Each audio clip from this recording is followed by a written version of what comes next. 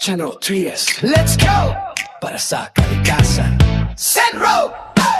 Magandang araw dyan, Trisenyos. Nandito tayo ngayon sa Barangay Sampalucan kasama ang Linis Estero Team.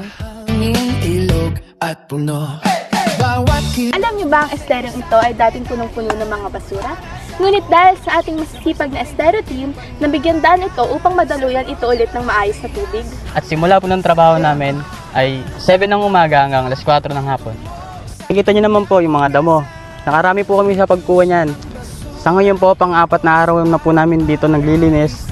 Kitang-kita niyo naman po, napakadaming basura, sari-sari, mga naka 80 plus po kami sako.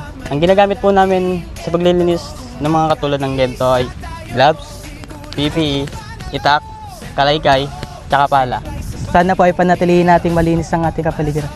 Sana ay magsilbi itong paalala sa ating lahat na iwasan ng pagtapon ng basura sa mga kanal. Dito sa General Trias, bawal ang burara! In the 3R's, Rios reduce and recycle first. Hey, Senro o more. Sama-sama ngayon, kalikasan ang panalo. Kung tayo'y magtutulungan doon sa General Trias, malinaw ang paninindigan. Bawal ang burara, disiplina ang sandigan.